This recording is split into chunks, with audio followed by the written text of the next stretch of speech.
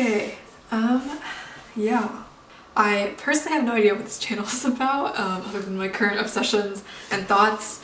So last week you got a longboarding video, but this week I'm going to talk about the wildest book that I have honestly ever read. So recently I finished reading Peril of Sower by Octavia Butler, and I'm kind of embarrassed that I didn't know about Octavia Butler or read any of her work before until recently, because her writing is like incredibly influential and powerful.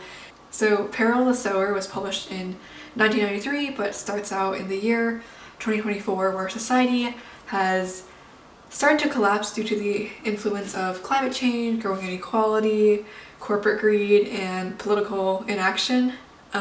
Most people in this world live in abject poverty and have to steal to survive, or else given to sex work or selling and abusing drugs.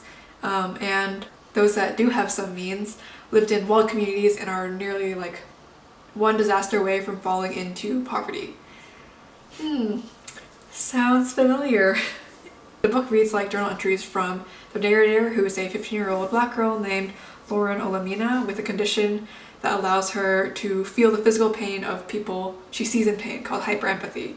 And she lives in like one such walled community, and the story follows her journey from teenagehood into adulthood, as the world descends into more and more chaos, and she navigates this increasingly complicated and dangerous world and tries to make sense of it through a philosophy/religion that she makes up called Earthseed.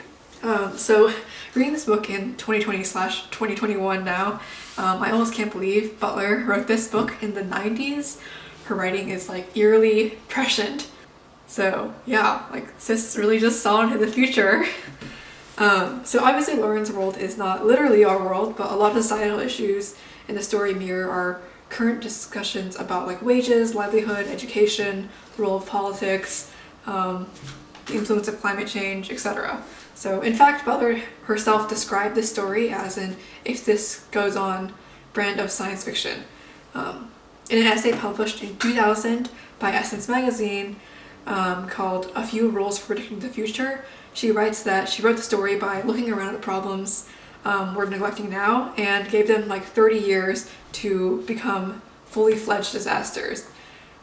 A student at a book talk then like asks her like, so what's the solution to like all these problems that you talk about in your book? Butler then replies that there is no magic bullet to solve all our problems. There are thousands of answers at least, and you can be one of them if you choose to be. For all the disasters in this story, I also think that this book is like greatly hopeful and offers a way of reimagining the future. I think this book is especially important today because it leaves room for creative solutions to today's problems of climate change, disease, inequality, and so on. The book's central themes are to embrace and prepare for change and unite by diversifying in a world where institutions can fall apart easily and don't have your best interests at heart. The central tenet of Lauren's Earthseed religion is that all that you touch you change, all that you change changes you, and the only lasting truth is change. I love that this book argues that there are really no fixed rules that define a fair and just society. There's only really meeting the challenge where it's at and trying to change it. Obviously Lauren is not a perfect person. Like in the book, she kills, she hurts people, she makes questionable choices, but she approaches the difficulties in her journey with creativity and willingness and embraces this idea of change being the only real constant. So I think Butler reminds us that constructing utopia is an ongoing, ever-changing, never complete process. Butler said in an essay called "A World Without Racism" that amid all this, does tolerance have a chance?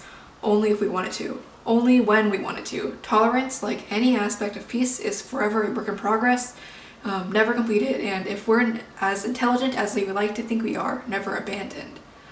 And I think that is one of the biggest lessons from the book that can be applied to today's world. I would highly, highly recommend reading this book if you haven't, because it has given me a lot of hope and a very radical new way of thinking.